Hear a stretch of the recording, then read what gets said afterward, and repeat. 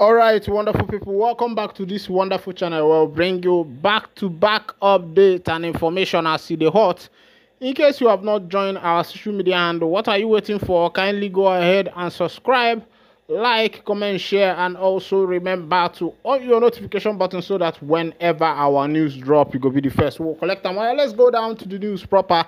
I see the hot. You don't share for the matter. We say there for my table. They worry. The people where we say that they call the indigenous people of Biafra don't declare the 31st of May public holiday for Biafra land.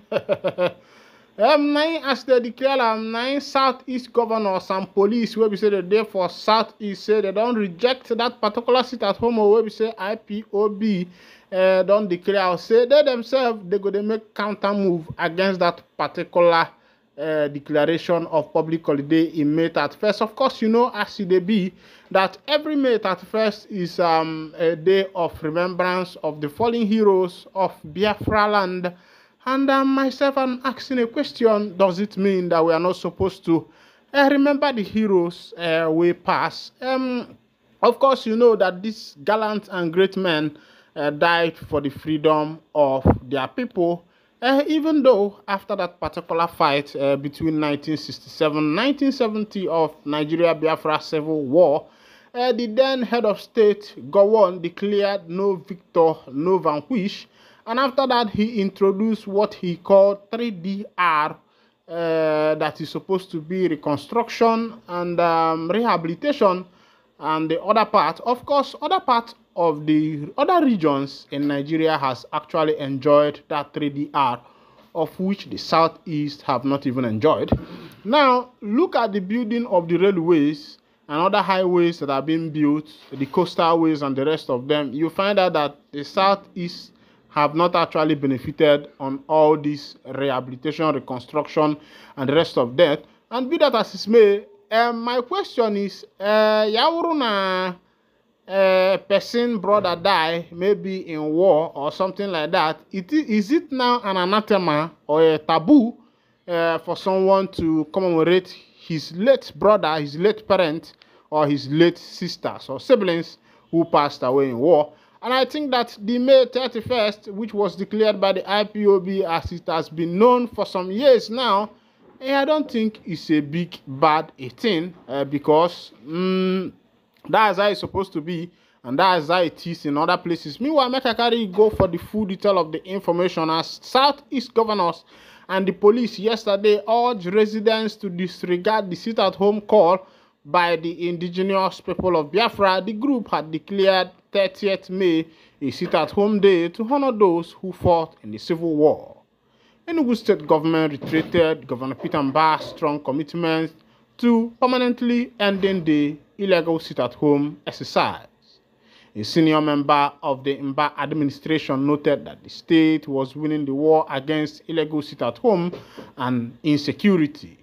He said the government would not take kindly to anyone attempting to disrupt the peace in the state. He urged the people not to listen to any order to leave their businesses and sit at home.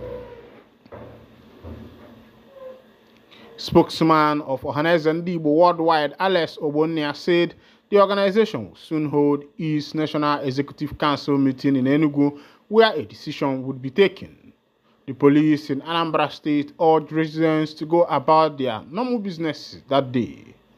Spokesman Ikenga Tochukwu did not respond to calls nor reply to a message sent to him, but the senior officer said the days of sit-at-home were long gone.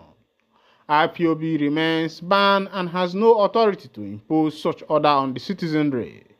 People should go about their normal businesses without any fear of any form. Our men will be on ground on the said day, the source said. Chris Aburime, press secretary to Governor Chukwuma Soludo, did not pick up his calls. Still, another senior official said the masses are battling with the hardship and one faceless group wants to impose another one on the people. Enough is enough. Police spokesperson in Ebonyi, Joshua Okando, warned IPOB to stay clear of the state. He urged residents to ignore the order and go about their activities. According to him, Police and other security agencies will provide adequate security to ensure no one is intimidated that day. The Abia State Police Command and state officials said the directive was illegal and should be ignored. Police spokesman Maureen Chinaka and Governor Alex Oti spokesperson Okezie Oko did not respond to messages sent to them. Still, a senior government official warned that the state would take decisive action against enforcers. A senior officer said the police would not allow outlaws to disrupt the peace in Abia. And my people now don't see as it happen for that particular matter. This one, all this katakata was also be say the men of the indigenous people of Biafra don't declare it at home. Oh. And as they declare it at home, now the other senior citizens say that one it no go happen for the Biafra land. All the governors will be say the day for Southeast say they don't carry hand put together to make sure say that particular matter of IPOB did not come to pass. Meanwhile, I will say that no onye kpọ ogio kpọkọrọ ndị mmadụ nọ nwefa ewele ya bulie egwu ịghọtago because as it be the Southeast governors are supposed to uphold their own. The sit-at-home order is not to disrupt people's activities or to force people maybe to do what they don't want to do. But as I am seeing it, it is just to commemorate the 1967 to 1970 Civil War. And I'm trying to understand why the Southeast governors are so much interested in this particular sit-at-home that is going to take place in the southeastern part of Nigeria. I'm still here to understand the part they want to play in that particular matter. But before we continue, make I bring you waiting veterans they talk concerning Mazi Nnamdi Kanu's case. They say U.S. military veterans right to justice Binta Nyako, worried about the continued detention and deteriorating health condition of the leader of the indigenous people of Biafra, IPOB, Mazi Nnamdi Kanu. The American military veterans of Igbo descent have written to Justice Binta Nyako of the Federal High Court sitting in Abuja pleading for his release.